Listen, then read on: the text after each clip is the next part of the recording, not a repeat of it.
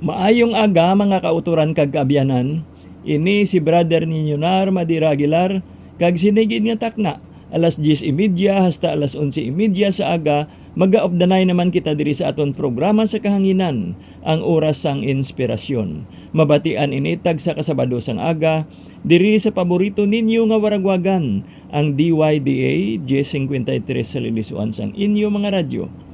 Kag kita paagi sa ang Diyos Gugma Network, ululupod nga magabaton sang maayong balita.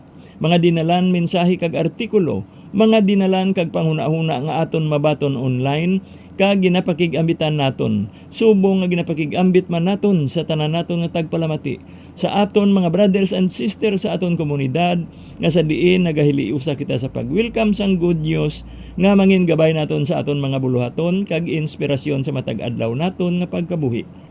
Ginatamyaw naton ang tanan-tanan sa aton komunidad.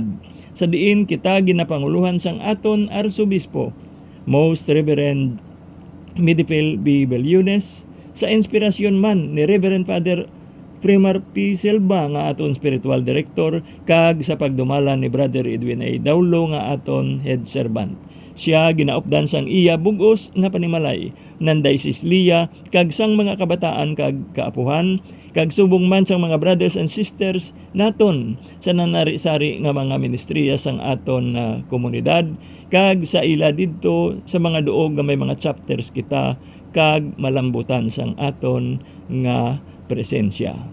Karon aton na nga pagapangamuyoon ang matag adlaw nga paghalad sang kaugalingon. Sa ngalan sang Amay, sang Anak kag sang Espiritu Santo. Amen. Labing mahigugmaon nga Amay, nagapasalamat kami sa imo bangod sang dulot sining bag-o nga adlaw. Buligi kami nga usaron ini para sa imo kadungganan kag kahimayaan. Paagi sa imo grasya, kabay nga imo mahamutan ang tananamon nga mga hunahuna, pulong kag mga buhat. Bangod siyang imo dako nga kaluoy o makagagahom nga Dios, ipahilayo kami karon nga adlaw sa sala, kag apini ang imo katawuhan sa tanan nga mga kalautan. Kabay nga ang balaang nga Birhen Maria, iloy sang amon manluluwas, magamlig sa amon sa iya dayon nga pagtabang, kag paagi sa iya mga pag-ampo, kag sa bulig sang tanan nga mga santos, magpabilin kami nga maukod sa pagbuhat sing kaayuhan para sa imo lamang. Ining mga kaayuhan amon ginapangayo, paagi kay Hesukristo nga imo anak kag amon manluluwas. Amen.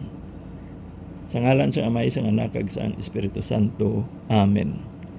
Kag karon mga kauturan kag kaabyanan, aton na nga pagapamatian ang isa ka musika nga magahatag refleksyon sa salmo nga balasahon naton para sa sini nga adlaw. Yari na ang aton nga pagpamati.